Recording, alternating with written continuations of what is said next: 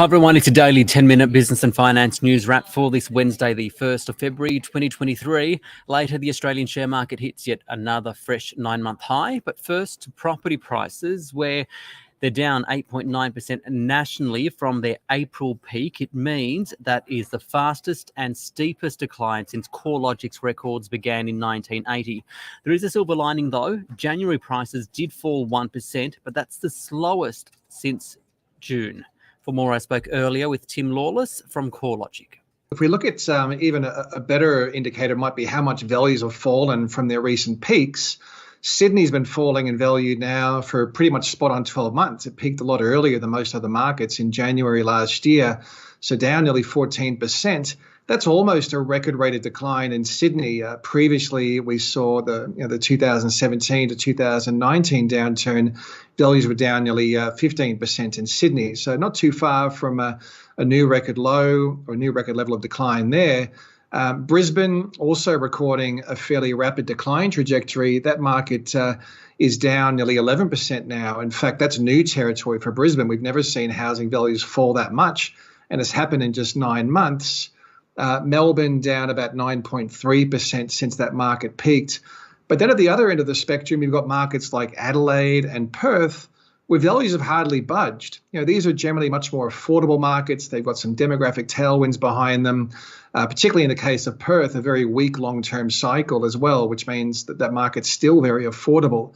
Although even in those markets, we're now starting to see a little bit of momentum gathering in a slightly more rapid pace of declines, although compared to the other major capitals, it's still pretty flat conditions. What are the most significant contributors to those declines and why? Well, clearly, this is still about interest rates and an erosion of borrowing capacity, as well as things like high inflation eroding household balance sheets and very low sentiment. They're probably the main drivers. Outside of that, you've also got a few offsetting factors like really low listing numbers are probably helping to keep a bit of a floor under housing prices, even at a time when demand has dropped off. But our firm view is still that once interest rates move through a peak, that's probably when we'll start to see a gradual flattening out in housing price declines. What does this mean for affordability? Are there any bargains out there? And I know it's not necessarily a bargain to be buying a $5, $6, $7 million property, but that premium end of the market, though, they're seeing the most significant falls, right? That's where we have seen the most significant falls, absolutely. Just looking at our combined capitals index, we've seen the upper quartile of the market, so the top 25% based on value, has declined in value by nearly 14%. The bottom quartile is down only 2.1%. So absolutely, there's been a much more significant fall in high-end property values. And arguably, there may be some opportunistic buying coming through now. It's that upper quartile of the market that's really leading this slowdown in the rate of decline now, especially in markets like Sydney, to a lesser extent Melbourne and Brisbane.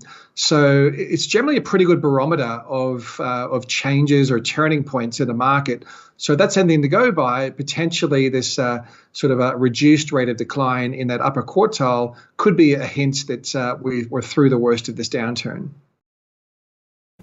That is Lawless there from CoreLogic. From property prices, let's go to the Australian share market, which did rise to another 9-month high, the 200 at 7,501. That's an increase of about 1/3%. For more, I spoke earlier with Niv Dagan. He's the Executive Director at Peak Asset Management. We're seeing a slowdown in the pace of interest rates. The market is expecting slower pace of inflation, lower interest rate revision, and earnings are better than expected. So combined across the board, we are seeing shares at record highs or 9-month highs. So when we're talking about interest rates, we know that the US Federal Reserve is meeting. The decision to come out tomorrow morning, Australian time. What's the expected outcome? The market's expecting a 50 basis points rise. We feel that it is going to be lower than expected to be open.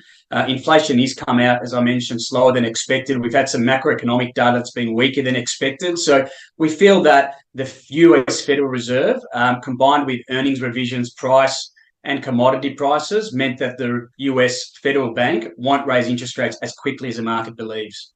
But still, given that, is the market still worried that there may be a US recession?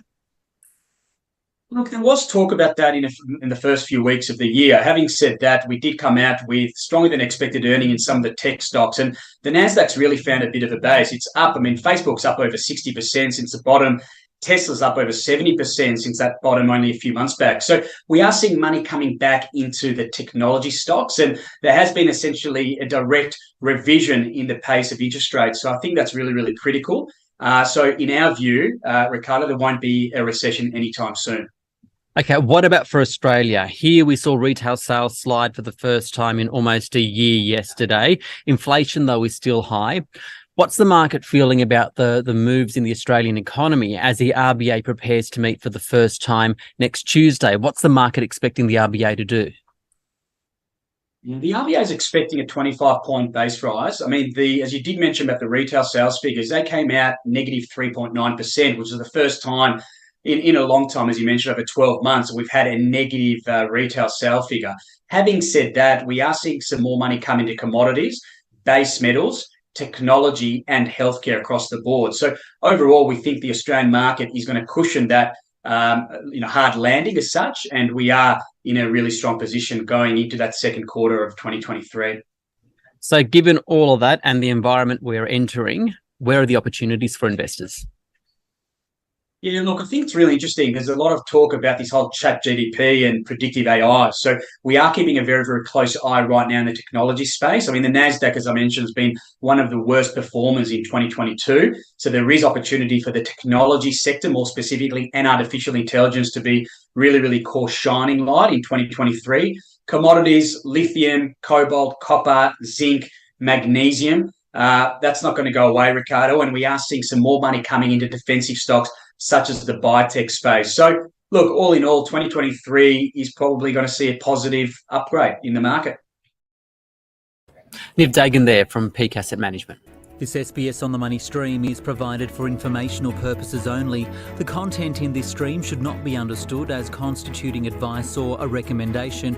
It is not personal advice and it does not consider your personal circumstances or objectives. You should contact a licensed professional before making any financial decision.